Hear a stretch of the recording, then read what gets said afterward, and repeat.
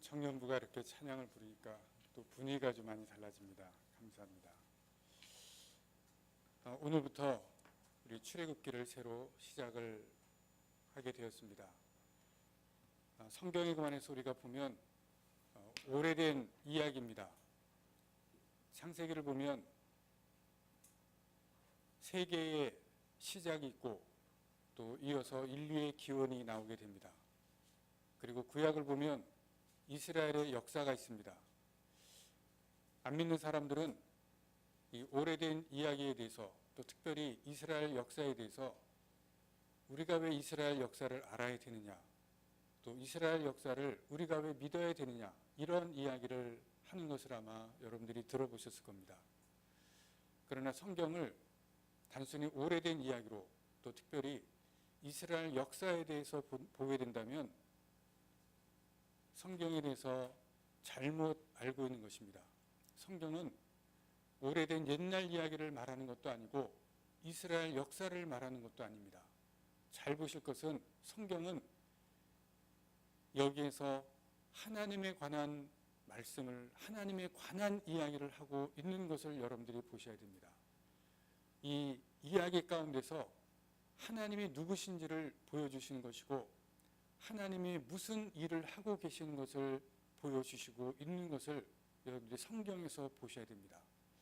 이스라엘 역사 가운데서 하나님이 무슨 일을 행하셨고 어떻게 우리에게 나타내 보이시고 하나님이 누구신가를 보여주신 것을 찾는 것이지 이스라엘 역사를 말씀하는 것이 아니고 옛날 이야기를 보여주는 것이 아닙니다.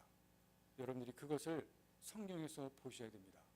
그 하나님이 살아계신 하나님이시고 그 하나님이 지금 내 삶 가운데서 어떻게 역사하고 계시는 것을 찾는 것이 바로 성경입니다.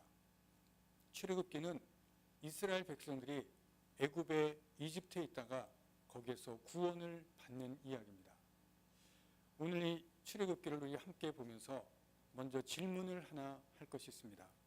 먼저 앞에 1절에서부터 5절까지 보시면 우리 창세기에서 마지막에 보신 것처럼 야곱이라고 하는 가족이 가나안 땅에서 애굽으로 옮겨가게 됩니다. 애굽으로 옮겨가게 된 이유는 잃어버렸던 아들 요셉, 국무총리가 되었습니다. 만나게 되고 국무총리가 된 그 아들을 따라서 애굽으로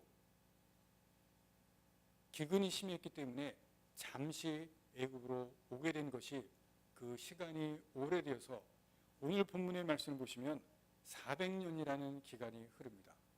그런데 우리가 이 출애굽기 1장을 보면서 조금 전에 말씀드린 질문이 하나가 있게 됩니다.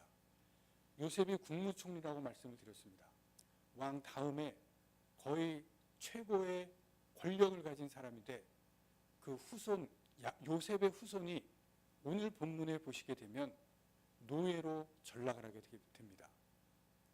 최고의 권력을 가졌던 지도자의 후손이 어떻게 노예의 지위가 되는, 노예로 전락을 하게 되어서 지금 살게 되었는가? 이 질문이 출애굽기 1장을 보게 되면 우리가 갖게 되어지는 의문입니다. 애굽으로 가게 된 이유는 야곱의 아들이 국무총리가 되었기 때문에 왔습니다. 그리고 그 후손들도 국무총리 후손들로 살게 되어지는데 시간이 지나서 어떻게 노예가 되었는가? 여러분 거기에는 이유가 있습니다. 오늘 본문의 8절 말씀해 보시면 이런 말씀이 나옵니다.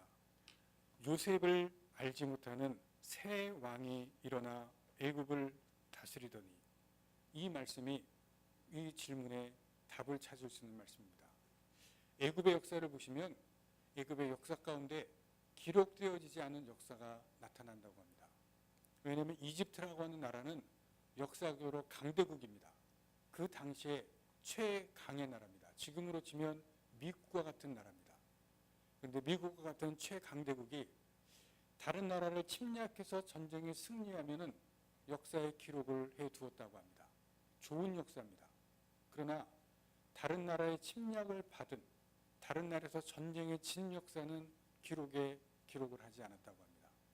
자존심이 있기 때문에, 강대국이었기 때문에 좋은 역사는 기록하지만 나쁜 역사, 안 좋은 역사는 기록하지를 않았습니다. 그런데 기원전 18세기에서 16세기 동안에 어떤 역사가 있었냐면 중앙아시아에 있는 힉소스라고 하는 민족이 철기 문화를 가지고 애굽을 침략했습니다. 이집트를 침략해서 점령을 하고, 그리고 오늘 성경에 나오는 파라오는 이름이 아니라, 왕의 이름이 아니라 왕이 되는 사람에게 주어지는 호칭입니다. 이집트를 점령을 하고 왕조를 건설을 합니다. 이 힉소스라고 하는 민족이 이집트를 점령을 해서 왕조를 건설해서 파라오가 되어집니다. 그것이 한 150년 동안 되어집니다. 이 기간 동안 이집트는 역사를 기록을 하지 않았다고 합니다. 그런데 여기에서 어떤 일이 있게 되냐면 중앙아시아에 있는 이 힉소스 민족은 셈족입니다. 노아의 세 아들 중에 아들 셈의 민족이 힉소스 민족입니다. 근데 원래 이집트의 민족은 노아의 세 아들 중에 함족입니다. 민족이 다릅니다. 그런데 그 힉소스, 셈족이 이집트를 점령했던 시기에 바로 요셉이 이집트로 노예로 팔려오게 됩니다. 그리고 요셉이 국무총리가 될 수 있었던 이유 중에 하나가 요셉이 이 히브리 민족이 같은 셈족입니다. 힉소스 민족이 왕조를 건설하고 왕이 된 바로가 된 그 시기에 요셉 같은 셈족이 노예로 팔려와서 국무총리가 될 수 있었던 이유는 같은 셈족이었기 때문에 요셉을 국무총리로 세웠다고 학자들이 이야기를 합니다. 그런데 요셉이 국무총리가 되고 아버지를 애굽으로 데려오고, 그래서 왕도 같은 셈족이었기 때문에 요셉을 후하게, 또 야곱을 후하게 대접을 했습니다. 그런데 시간이 지나서 150년이 지나서 이집트에 원래 살고 있던 원주민의 함족이 이 힉소스족을 무너뜨립니다. 그 왕이 투트모스 1세라고 하는 왕인데 오늘 8절에 나오는 요셉을 알지 못하는 새 왕입니다. 이 원래 있었던 이집트의 함족, 이 원주민들이 이집트로 보면 외부로부터 온 민족입니다. 철기 문화를 가지고, 강력한 문화를 가지고 자기 민족을 무너뜨렸던 이 셈족을 다시 전복시키고 원래의 바로의 이 이집트 민족을 세워나갑니다. 그때 같은 셈족이었던 요셉의 후손들이 거기에서 이제 어려움을 당하게 됩니다. 그것이 오늘 본문의 내용입니다. 8절을 다시 보시면 요셉을 알지 못하는 새 왕이 일어나 애굽을 다스렸다. 셈족이 애굽을 다스렸다가 전복이 되고 추방을 당하고 쫓겨나갑니다. 그런데 요셉의 후손들은 계속해서 애굽에 남아 있습니다. 새 왕이 애굽을 이제 다시 차지하고 왕조를 세우고, 그리고 나라를 보니까 처음에 왔던 요셉의 후손은 가족에 불과합니다. 오늘 1장에 5절 말씀을 보시면 야곱의 허리에서 나온 가족이 모두 70여.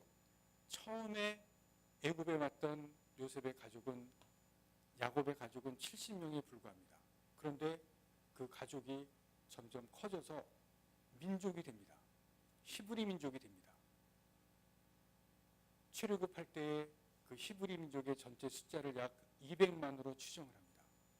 엄청난 숫자로 번성을 하게 된 것입니다. 8절의 새 왕이 히브리 민족을 보니까 숫자가 어마어마하게 지게 된 것입니다. 그래서 이 새 왕이 히브리 민족을 향해서 하는 일이 있습니다. 오늘 본문 말씀 10절 말씀을 봅니다. 9절부터 봅니다. 그가 그 백성이 이르되 이 백성 이스라엘 자손이 우리보다 많고 강호도다. 자, 우리가 그들에게 대하여 지혜롭게 하자.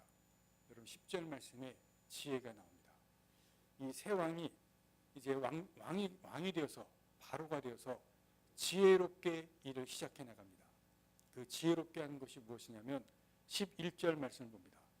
감독들을 그들 위에 세우고 그들에게 무거운 짐을 지어 괴롭게 하여 그들에게 바로를 위하여 국고성 비돔과 라암셋을 건축하게 하니라. 무거운 짐을 지어서 괴롭게 하겠다는 것입니다. 이것이 바로 노예를 삼는 것입니다. 히브리 민족 이스라엘 백성을 이 새 왕이 노예로 삼아서 무겁게 하고 괴롭게 합니다. 이유는 더 이상 번성하지 못하게 하는 것입니다. 애를 못 낳게 하는 것입니다. 더 이상 번성하게 되면 두려운 것이 무엇이냐면 전쟁이 나게 되면 이스라엘 민족이 히브리 민족이 반역하는 것입니다.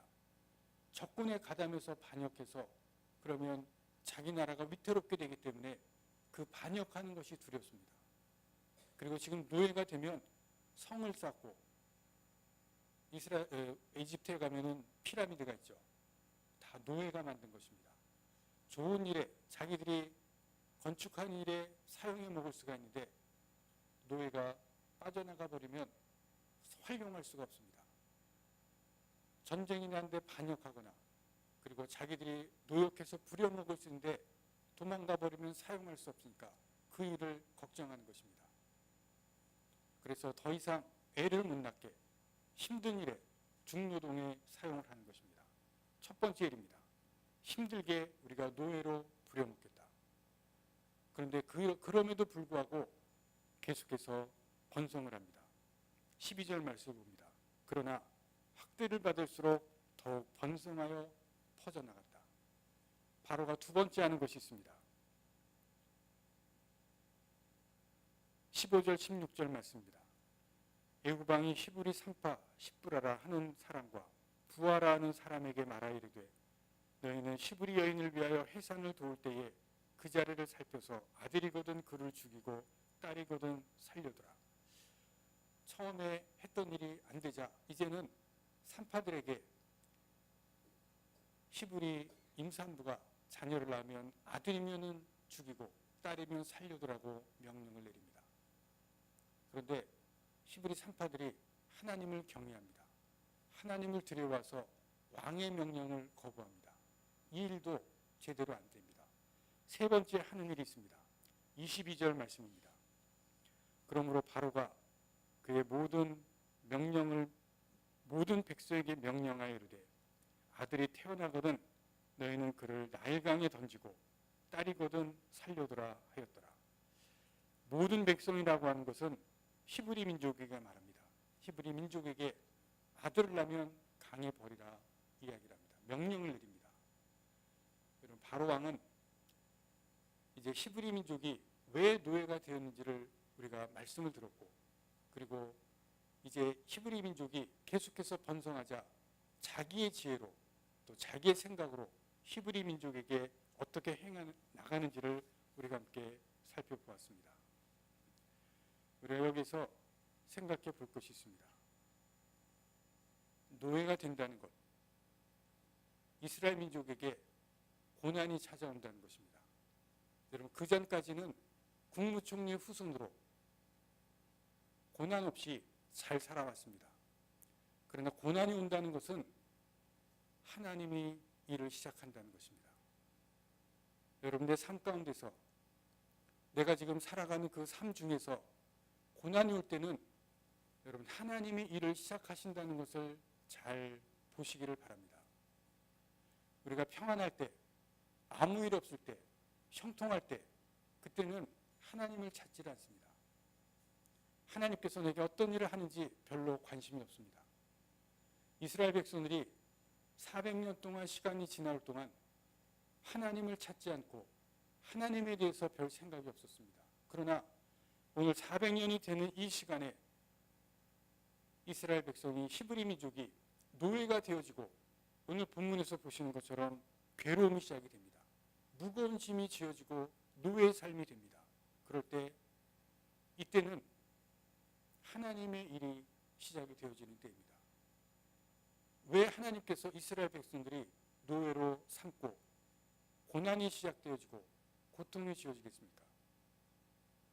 이때가 더 이상은 하나님께서 이스라엘 백성이 애굽에 머물 때가 아니기 때문에 그렇습니다.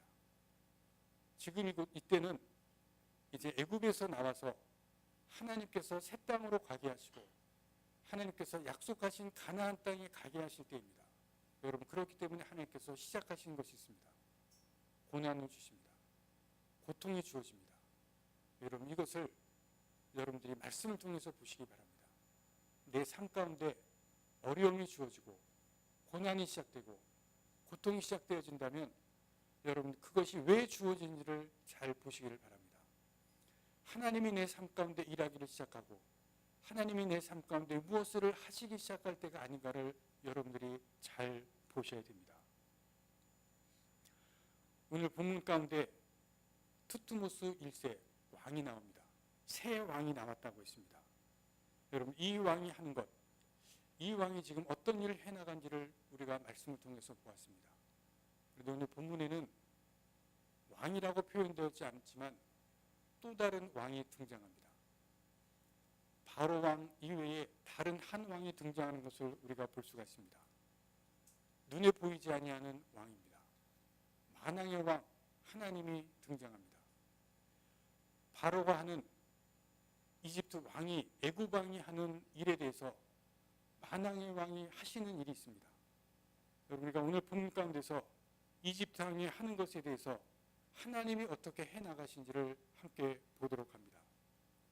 11절 말씀에 바로 왕이 감독들을 위에 세우고 무거운 짐으로 괴롭게 합니다. 그러나 하나님이 그 일에 대해서 12절 말씀에 학대를 받을수록 더 번성하게 퍼져나가게 하시는 것을 볼 수가 있습니다.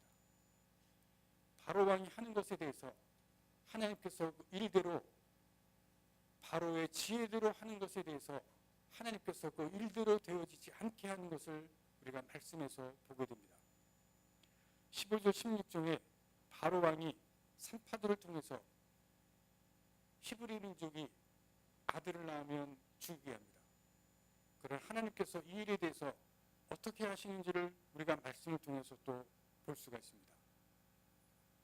19절 말씀에 산파가 바로에게 대답하되 히브리 여인은 애굽 여인과 같지 아니하고 건장하여 산파가 그들에게 이르기 전에 해산하였나이다.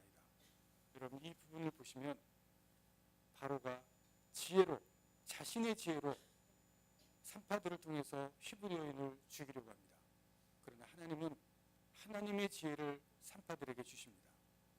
하나님의 지혜가 산파들에게 임해서 바로에게 대답을 주시고, 그리고 하나님께서 이스라엘 사람들을, 히브리 민족들, 남자들을 보호하시는 것을 볼 수가 있습니다. 바로 왕이 지혜로 자기의 결정대로 일을 추진해 나가지만 하나님은 하나님의 지혜로 이스라엘 백성을 보호하시고 막으시는 것을 볼 수가 있습니다. 그 결과가 20절에 나옵니다. 하나님이 그 산파들에게 은혜를 베푸시니 그 백성은 번성하고 매우 강해지니라. 바로 왕이 하는 것이 있지만 하나님께서 만왕의 왕이 하시는 것이 있는 것을 보여줍니다. 바로 왕이 또 하는 것이 있습니다. 22절입니다.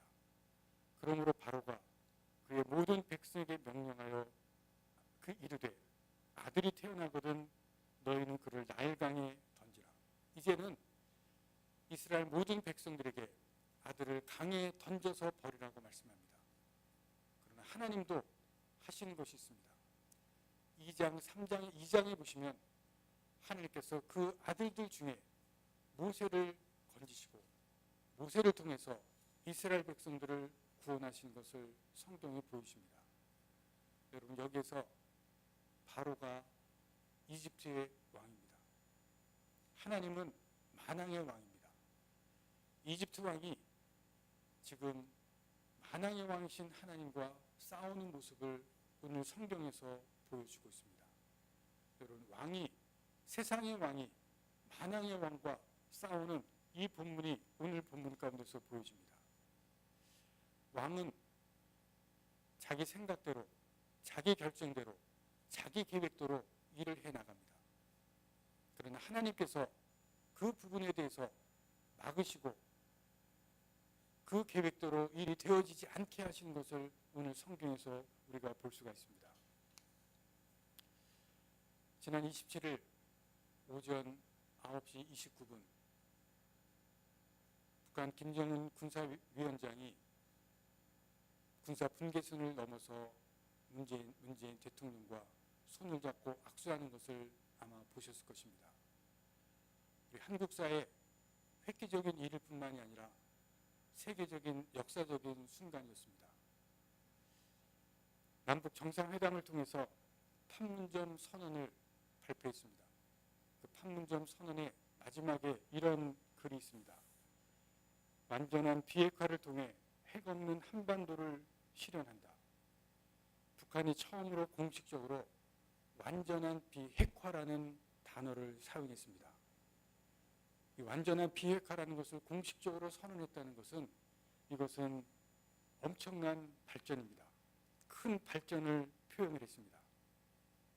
문재인 대통령이 북한을 대화의 장으로 끌어내리기 위해서 많은 수고를 하고 노력을 했습니다.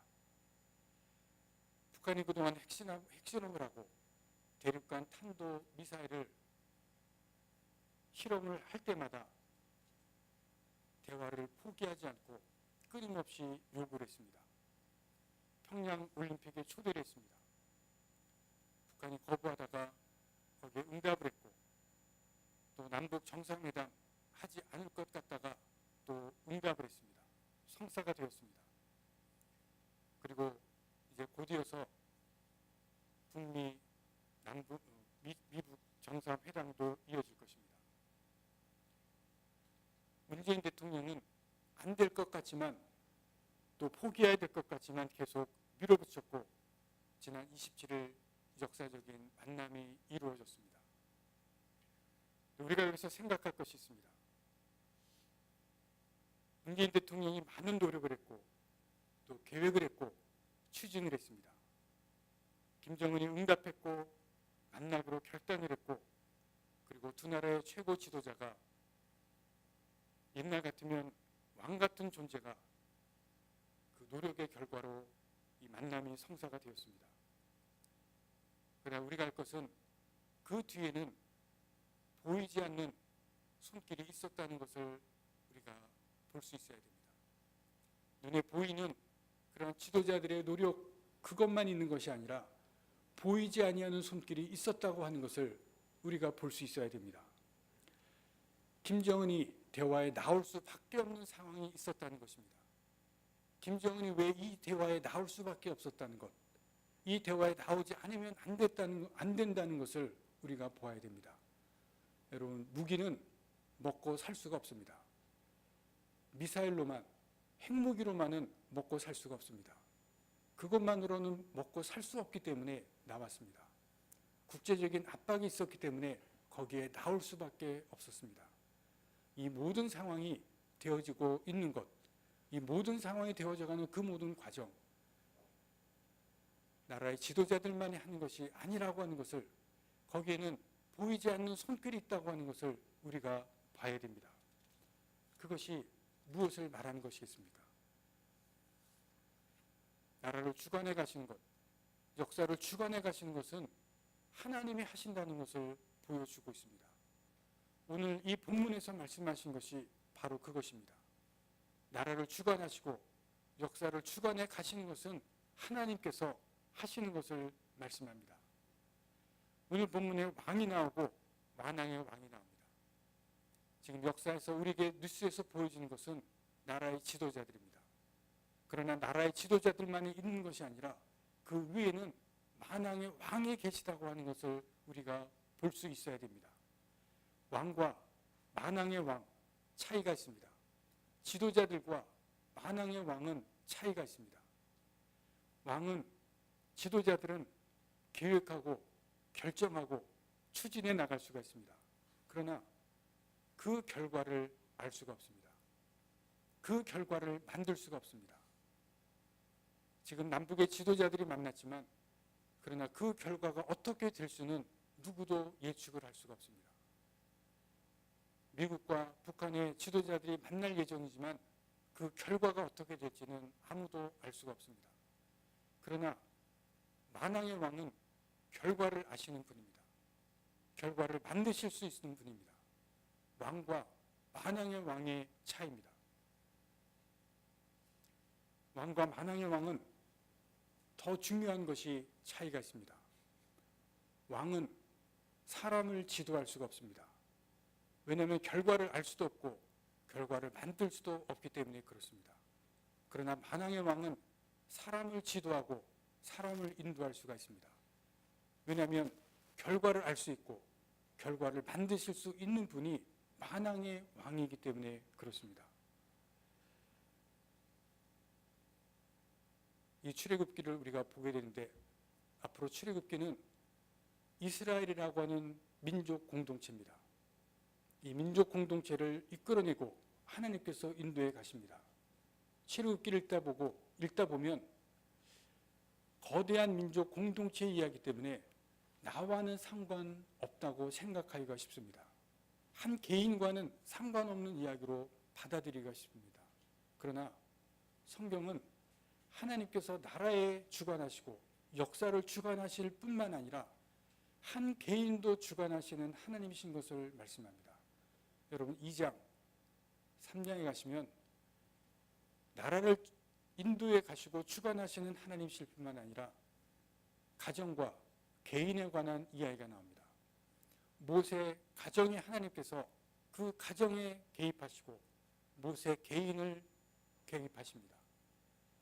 모세의 가정에 개입하셔서 모세 가정 가운데 모세를 살려내시고 모세 개인에게 주관하셔서 모세의 삶을 인도해 가시는 것을 보여주십니다. 하나님은 나라와 역사의 주인이실 뿐만이 아니라 한 개인의 주인이시는 한 개인의 삶을 주관해 가신 것을 보여주시고 있습니다. 내 일에 대해서, 내 문제에 관해서, 내 인생에 관해서 내가 어떻게 풀어나갈 것인가, 내 지혜를 가지고, 내 경험을 가지고, 내가 가지고 있는 지식을 가지고 해보려고 합니다. 그 방법이 어떠한 것인지 그것을 찾아보려고 합니다. 오늘 성경에 나오는 바로가 자기의 지혜를 가지고 해보려고 하는 것처럼 우리가 개인이 자신의 지혜와 경험과 지식을 가지고 해보려고 합니다. 그러다 그것을 가지고 자기의 길을 찾아보려고 합니다. 그러나 거기에 잘못된 길을 가고 잘못된 길을 뚫고 잘못된 인생을 살아가는 것이 바로 우리들입니다. 그 가운데서 우리가 그 잘못된 길을 찾아가고 잘못된 길을 뚫어가는 것은 바로가 하는 것과 같은 것입니다. 왜냐하면 우리는 계획을 세우고 일을 추진해 나가지만 결과를 알 수 없기 때문에 그렇습니다. 결과를 만들 수 없기 때문에 그렇습니다. 그 결과를 알 수 있고 결과를 만드시는 분은 사람이 아니고 왕이 아니고 만왕의 왕이신 하나님이시라는 것을 오늘 이 성경은 우리에게 말씀해 주시고 있습니다. 그래서 솔로몬이 우리에게 가르쳐 주시는 것이 있습니다. 잠언 3장 7절에서 잠언 3장 6절에서 이렇게 말씀합니다. 잠언 3장 6절 말씀을 다 같이 찾아보겠습니다.